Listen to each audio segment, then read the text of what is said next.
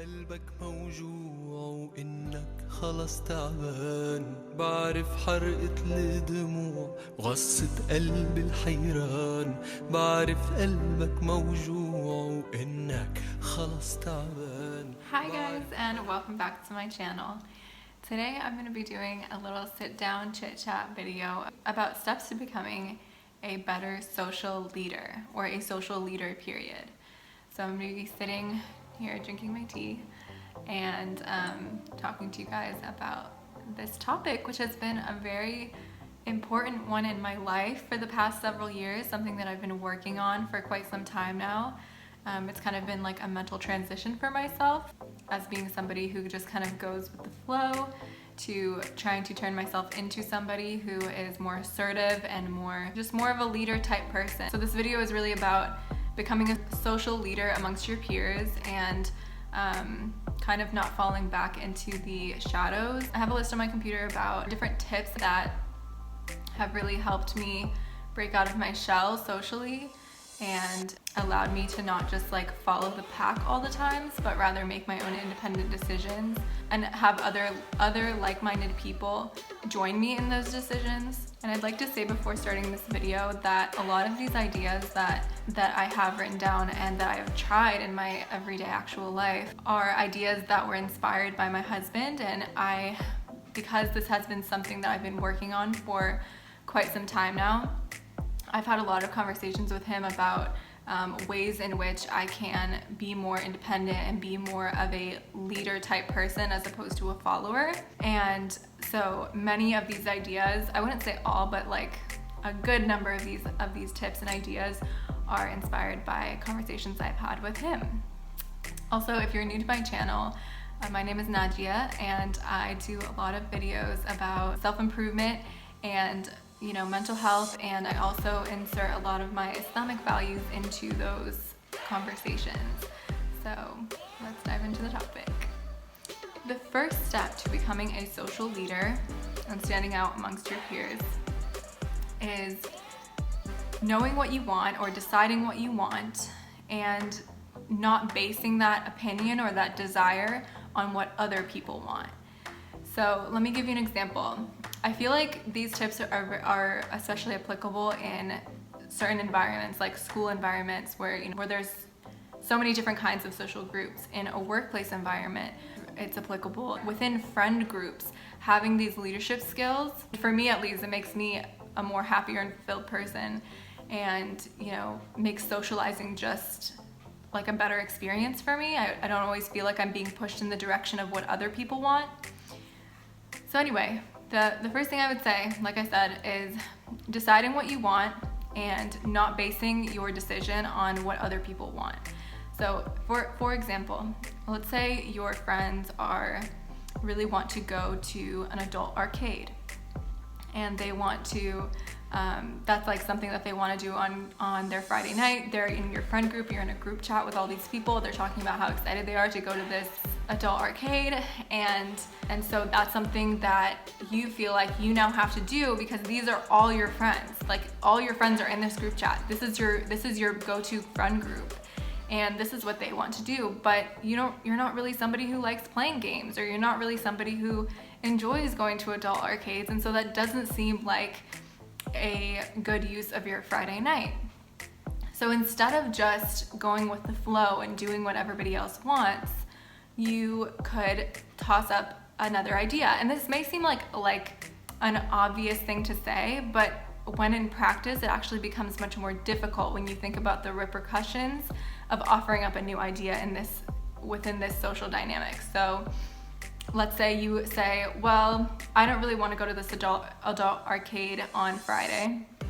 I would like to watch a movie at my house. Who wants to come join me? So offering up that idea can be scary in theory, because what if when you say, well, who wants to come to my house to watch a movie, nobody says yes because every other person in the group is excited to go to this adult arcade? You have to live with that possibility. So the next tip that I would say for becoming a social leader is becoming comfortable not always pleasing other people, and like not just going and doing what everybody else wants to do because you just want to please other people and these are your friends, you don't want to disappoint them, being comfortable with sometimes not pleasing other people, and also being comfortable being alone, but being alone and being okay with it. So let's say you offer up in this group chat that you're in, you offer up the idea of having a movie night on Friday at your house, and nobody says that they want to do that. Everybody else in the group is excited about going to the arcade. Then what does that leave you? That leaves you alone. And sometimes in order to blossom out of a shyer personality or a personality that's more passive and blossom into a more active kind of a person who's more assertive about what they want and what they care about, etc., you have to live with being alone, because sometimes when you offer up an idea, other people are not going to want to go with you, and you have to be okay with going and doing what you want to do and being alone. Sometimes being alone is a step that is needed to become a leader, because you need to make it clear that when you have an idea and there's something that you want to do, that you're gonna go do it. And it's regardless of what the other people in your friend group may want, it has to do with what you want, and you're not going to let yourself be pushed into doing something, again, for example, that you don't want to do.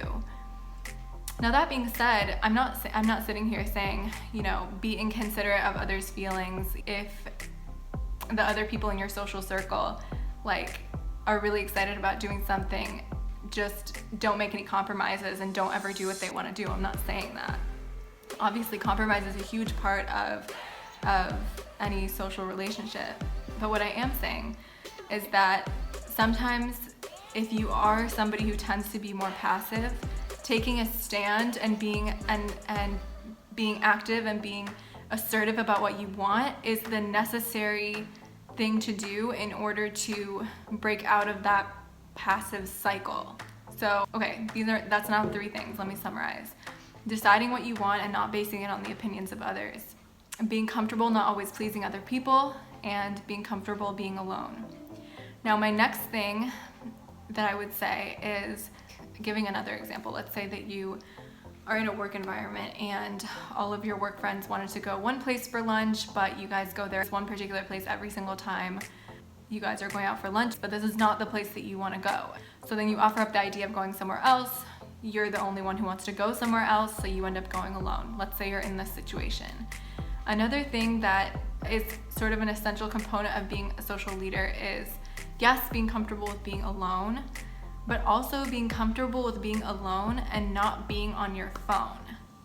I think sometimes, in certain social settings, like in a restaurant or in a cafeteria or something like that, we have this urge to seem like we're occupied and seem like if we are alone, that we're not lonely, that there's something important that we're doing, and that's the reason we're not surrounded by other people, because we don't want to seem unpopular, we don't want to seem like a loner. So if we do end up eating alone or we do end up doing something alone, we revert to our cell phones as a way to seem like we're busy, when in reality what you might be doing is just scrolling through Instagram or just doing something that's mindless and meaningless.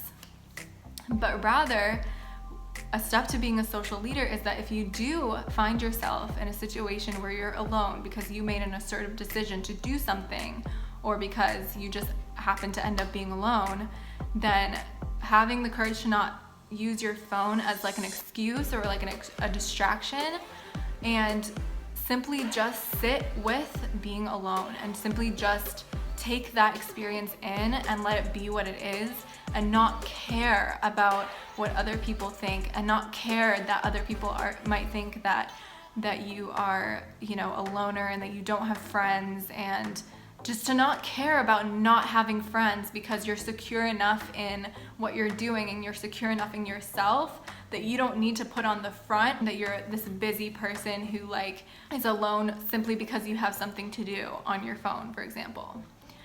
So, and the reason that this is an essential step in becoming a social leader is because leaders do not care too much, I should say, because obviously everybody's going to care a little bit about what other people think, and I don't think that's a bad thing. But not caring too much about what other people think to the point where it influences your decisions about what you're doing, despite you wanting to do that thing, or despite you thinking that whatever thing you're doing is the right thing to do as opposed to what everybody else in the pack is doing.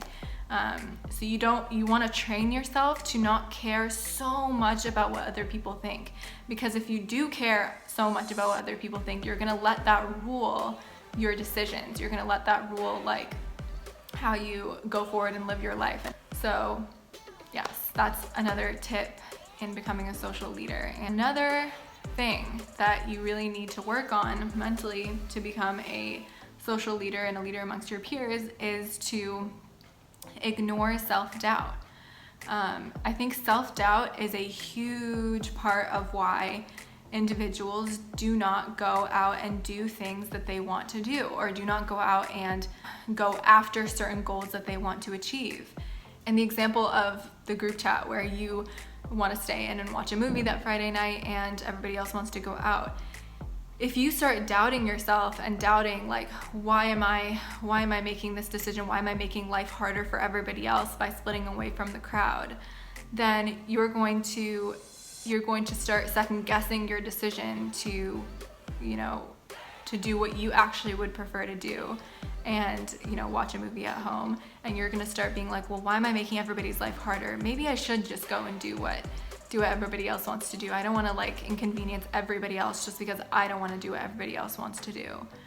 A huge part of being a social leader is ignoring self-doubt. And so finally, there are reasons behind me saying, don't base your decisions on the opinions of others.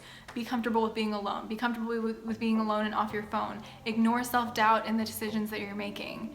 Now, the reason these are so essential in becoming a social leader and a leader amongst your peers is because when you lead, this is like the most important part of this tip video.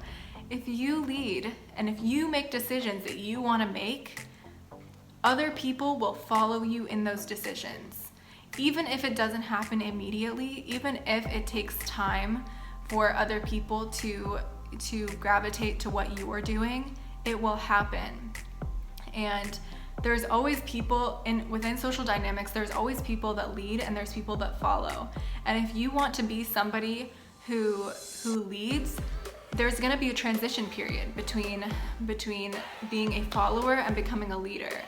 And when you are in that transition period, that's when you need to be comfortable with being alone. And it's just a good life skill to have, being okay with being alone. I think that's something that a lot of people struggle with and a lot of people have problems with, like not feeling comfortable being by themselves and enjoying time by themselves.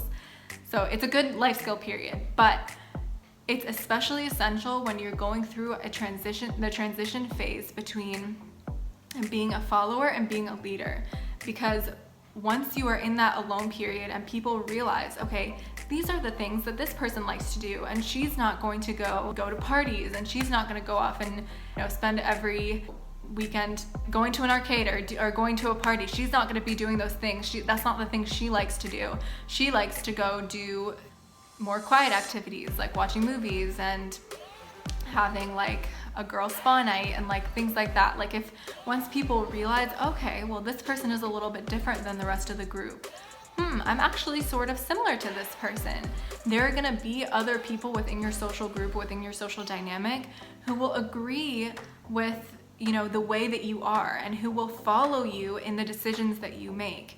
But you need to be assertive in your decisions, not doubt your decisions, and be comfortable with that transition period where you're gonna be alone for some time, and be comfortable with it. Like, people, generally speaking, are natural followers. So if you make a leadership decision in a social context, then other people will gravitate towards that. All of the things that I mentioned before are kind of steps to achieving leadership.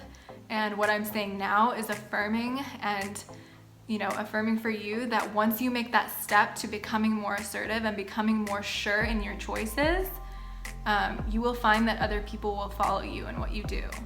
And you might live a happier life that way because you're no longer being pressured to do activities you don't want to do, or do things that you don't want to do, but you're doing things that you find fulfilling. And so lastly, something I want to mention is making sure that the friends and the people that you surround yourself with are people who are compatible with your beliefs and your values, and making sure that you find people that make you a better person and that align with your values and that align with what you believe. Because like the reason that I had to go through this process of realizing how to become a social leader and to be on my own and have other people come to me as opposed to me following a group is because I used to be in this social group kind of that like I'd been friends with these people for a long time. The things that they talked about, the things that they like to do, these were just not things that I enjoy. And you know, sometimes I found the conversations they had to be just not beneficial for my goals and not beneficial for my values. And this happened in my throughout my life in multiple settings, in school, in other things. Like I had various friend groups where I was friends with these people out of convenience, where I was friends with them because I'd been friends with them for a long time and for no other reason. And so I found that I needed to muster up the courage to break away from these friend groups and to have other people who are like-minded come to me, and finding a home in different kinds of people. That required leadership skills, and it required me to be comfortable with being alone for a while. And because I knew that ultimately the hardship, so to speak, of spending lots of time alone would ultimately pay off with, you know, more fulfilling friends. You will find that when you are comfortable with being alone, you will no longer be alone, because that's when other people who are like-minded will come to you. Anyways, I've rambled on for a long time now. I think I've made my point multiple times over. But anyways, if you like this video and would like to see more, then feel free to subscribe to my channel and let me know if you've ever experienced something similar to what I've experienced, and being friends with people out of convenience rather than out of truly wanting to be friends with those people, and then going through that process of breaking away and how it was for you. I would love to hear. I will see you guys next week with another probably sit down chit chat topic. So I'll talk to you guys later, and thanks for watching. Bye. حرقت الدموع وغصت قلب الحيران، بعرف انه اللي جوا نار وثورة بركان، بس انت الليل اقوى من قسوة الاحزان.